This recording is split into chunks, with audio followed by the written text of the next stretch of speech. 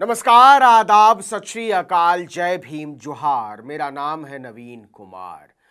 Bharatiya Janata party की समस्या केवल विपक्ष नहीं है, केवल राहुल गांधी नहीं है, केवल तेजस्वी यादव नहीं है, केवल अखिलेश यादव नहीं है, केवल ममता बनर्जी नहीं है, केवल शरद पवार नहीं है, केवल स्टालिन नहीं है, केवल उद्धव ठाकरे नहीं है।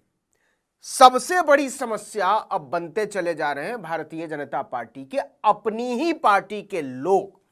जी हां, भाजपा के अपने ही लोग कह भले नहीं रहे, लेकिन भीतर ही भीतर बगावत पर उतर आए हैं। और बगावत किसके खिलाफ? कौन बोलता है ये मेरी गारंटी?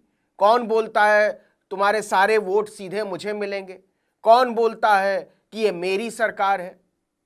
तो बगावत भी उन्हीं के खिलाफ है और बड़े सिलसिलेवार तरीके से यह बगावत देखी जा रही है और भारतीय जनता पार्टी इसकी संजीदगी को समझ भी पा रही है।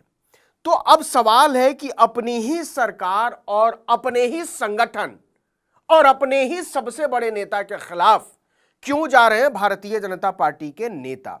आपने सुना होगा शुरू से चढ़ते हुए चुनाव में कि अब की बार 400 पार, 370 भारतीय जनता पार्टी और 30 से ज्यादा जो है उनके साझीदार और साथी। लेकिन धीरे धीरे फिर ये आंकड़ा गायब हो गया। क्यों गायब हो गया? क्योंकि देखा कि जनता तो छोड़िए, अपनी ही पार्टी के कार्यकर्ता तक साथ नहीं दे रहे। कार्यकर्ता भी छोड़िए, अपनी ही पार्टी के नेता साथ नहीं दे रहे, पदाधिकारी साथ नहीं दे रहे, ये भी छोड़िए, सांसद और विधायक साथ नहीं दे रहे।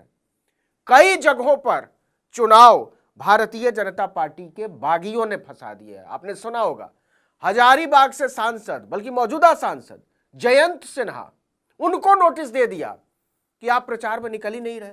साथ में कई पदाधिकारियों को कि आप हमारे उम्मीदवार का प्रचार नहीं कर रहे हैं। जयंत सिन्हा 2 बार से लगातार जीत रहे हैं, 10 साल से सांसद हैं। तो अगर नरेंद्र मोदी का जादू इतना ही चल रहा है तो फिर जयंत सिन्हा को नोटिस देने का क्या मतलब है? पार्टी से निकाल दीजिए, अनुशासनहीनता की कार्रवाई कर दीजिए। लेकिन ना, पता है कि जयंत सिन्हा अगर प्रचार के लिए नहीं निकल रहे हैं तो इससे फर्क पड़ रहा है। तो हजारीबाग सीट क्या फंस गई है? सवाल उठता है। जयंत सिन्हा को क्यों कारण बताओ नोटिस जारी कर दिया भारतीय जनता पार्टी ने? साथ में जिले के कई पार्टी पदाधिकारियों को नोटिस जारी कर दिया। राजस्थान के बहुत बड़े आदिवासी नेता किरोड़ी लाल मीणा, भजन लाल की सरकार में कैबिनेट मंत्री हैं, उनको भी लग रहा है कि मोर्चा खुला हुआ है पार्टी के खिलाफ। उनको बड़ा आदिवासी चेहरा बनाकर नरेंद्र मोदी ने प्रेजेंट किया था लोगों के सामने। गुड़गांव सीट से बीजेपी के उम्मीदवार राव इंदरजीत सिंह, वो कह रहे हैं कि अपनी ही पार्टी के लोग साथ नहीं दे रहे हैं। अपनी ही पार्टी के लोग नहीं, अपनी ही पार्टी के विधायक साथ नहीं दे रहे हैं। और जो लोग आ भी रहे हैं सीनियर लीडर साथ देने के नाम पर, वो सिर्फ फोटो खिंचवा रहे हैं, दिखा रहे हैं और चले जा रहे हैं। जमीन पर उनका कोई असर नहीं है, उनकी कोई मदद दिखाई नहीं देती है। पंजाब और हरियाणा भारतीय जनता पार्टी के लिए नासूर बन चुका है। घुसने नहीं दे रहे गांवों में लोग। ऊपर से जो वहां के भारतीय जनता पार्टी के अपने विधायक और अपने नेता हैं, वो किसानों के साथ जाकर खड़े हो गए कि जी हम तो आपके साथ हैं और पार्टी वार्टी तो चलती रहेगी, लेकिन हम आपके साथ हैं। और किसानों की नाराजगी के खिलाफ जाने की हिम्मत हरियाणा और पंजाब में तो किसी की नहीं है। पूनम महाजन, महाराष्ट्र की नेता प्रमोद महाजन की बेटी, टिकट काट दिया। अब वो एकदम बागी तेवर अपना के बैठी। पूनम महाजन और महाराष्ट्र के उप मुख्यमंत्री, हालांकि कहते तो ये है कि सरकार उप मुख्यमंत्री ही चला रहे हैं, देवेंद्र फडणवीस, दोनों के बीच 36 का आंकड़ा है। एक दूसरे को देखना तक पसंद नहीं करते। अब पूनम महाजन ने बागी तेवर अपना लिया है। तो चलिए जरा इसको समझते हैं कि कैसे कैसे भारतीय जनता पार्टी पर यह असर दिखा सकता है। तो शुरुआत करते हैं जयंत चौधरी से। तो जयंत चौधरी का मामला बड़ा अनूठा है। यशवंत सिन्हा, उनके पिता, मंत्री रहे वाजपेयी की सरकार में, मंत्री थे चंद्रशेखर की सरकार में। वो जाकर हजारीबाग में डेरा डालकर बैठ गए। किसके लिए? इंडिया के उम्मीदवार के लिए। जयंत सिन्हा के पिताजी यशवंत सिन्हा हजारीबाग में डेरा डालकर बैठ गए, एकदम झंडा गाड़ दिया कि भाजपा के उम्मीदवार को हरा देना है। जयंत सिन्हा घर से बाहर नहीं निकल रहे क्योंकि भाजपा के सांसद हैं, बाहर निकल नहीं सकते थे। लेकिन घर में बैठ के ही, उनका घर में बैठ जाना ही विरोध का प्रतीक है। लेकिन इतना ही नहीं, ये भी कहानी आ गई कि आशीष सिन्हा जो जयंत सिन्हा के बेटे हैं वो भाजपा कह रहे हैं कांग्रेस के मंच पर चले गए और कांग्रेस ने यह कह दिया कि आशीष सिन्हा ने कांग्रेस ज्वाइन कर, ये तक पहुंच गया। इसके बाद से भाजपा को लगा कि ये तो अपने ही लोग हराने पर उतर आए हैं। 10 साल तक सांसद रहे, वित्त राज्य मंत्री थे, निर्मला सीतारमण के जूनियर थे और उनको टिकट नहीं मिला, तो अब वो बागी तेवर अपनाकर बैठ गए हैं। केशव प्रसाद मौर्य उत्तर प्रदेश के, उन्होंने इंडियन एक्सप्रेस को एक इंटरव्यू दिया और इंडियन एक्सप्रेस को इंटरव्यू में उनसे एक सवाल पूछा गया कि बताइए कि लोग बाहर क्यों नहीं निकल रहे, आपके कार्यकर्ताओं में उत्साहित नजर नहीं आता। केशव प्रसाद मौर्य ने एक जो इसका जवाब दिया वो गौर करने वाली बात है।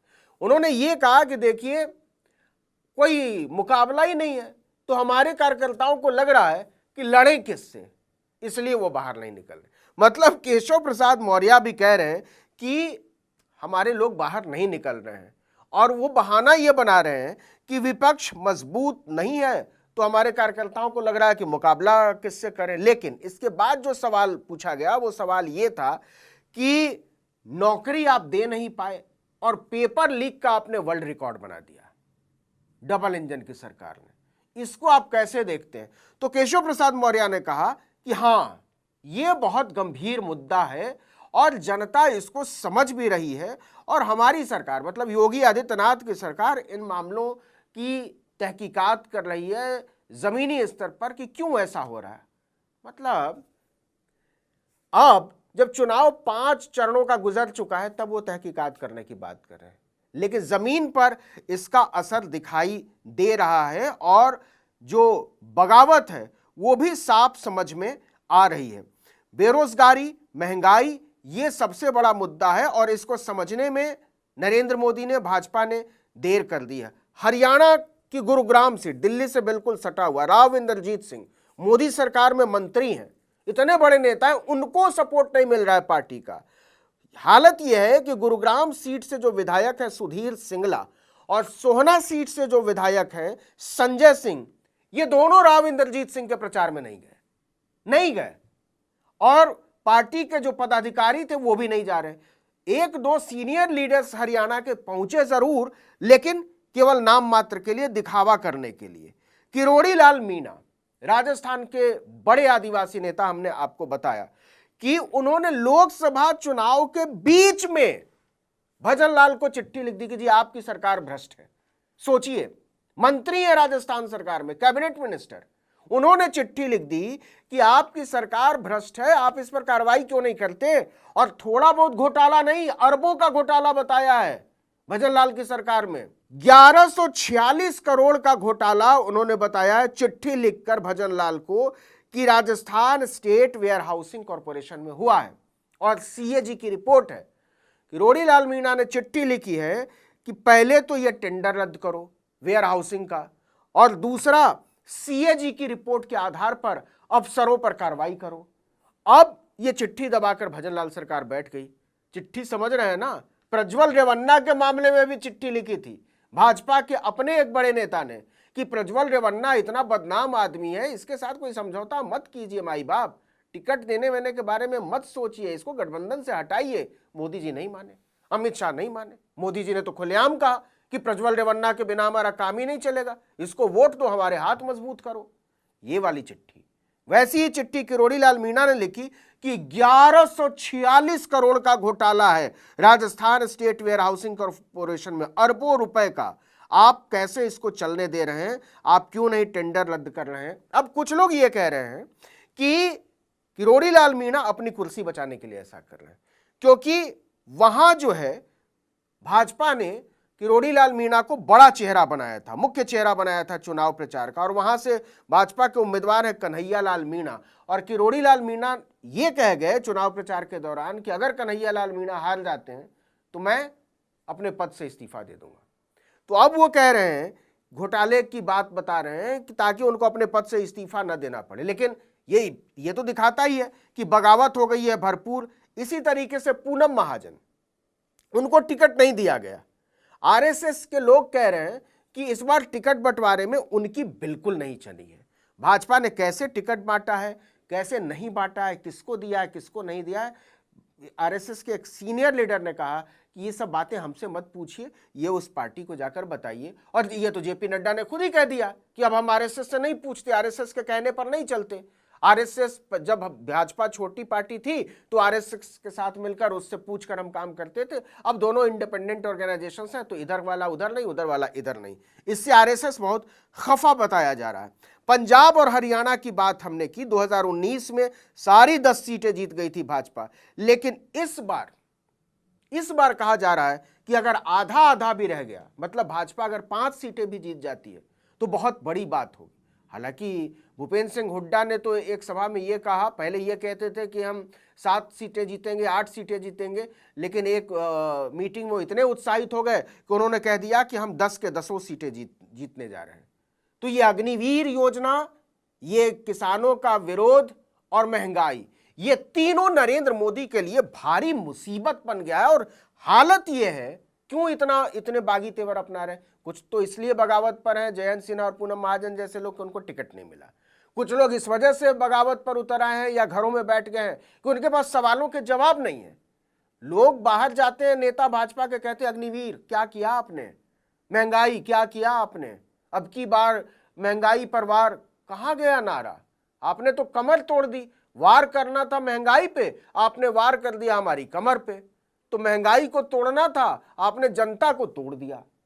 तो ये जो पूरा इक्वेशन बन रहा है वो नरेंद्र मोदी के लिए स्थिति ठीक नहीं है, अमित शाह के लिए ठीक नहीं है, योगी आदित्यनाथ, नरेंद्र मोदी। अब देखिए कि जब चुनाव शुरू हुआ था तो कितने चौड़े से ये लोग राम मंदिर का नाम लेते थे, अयोध्या का नाम। जैसे जैसे चुनाव आगे बढ़ता चला गया, अयोध्या गायब होता चला गया, मोदी की गारंटी गायब होता चला गया, अब की बार 400 पार गायब होता चला गया। जब तक नरेंद्र मोदी अमित शाह समझते कि मुद्दा बेरोजगारी बहुत बड़ा बन चुका है, मुद्दा भ्रष्टाचार बहुत बड़ा बन चुका है, मुद्दा नौकरी बहुत बड़ा बन चुका है, मुद्दा महंगाई बहुत बड़ा बन चुका है, तब तक चुनाव उनके हाथ से खिसकने लगा था। और तब तक जो इंडिया गठबंधन है वो संविधान ला चुका था, तब वो आरक्षण ला चुका था, तब वो कास्ट सर्वे ला चुका था, बहुत सारी चीजें, 10 किलो अनाज की बात कर डाली थी।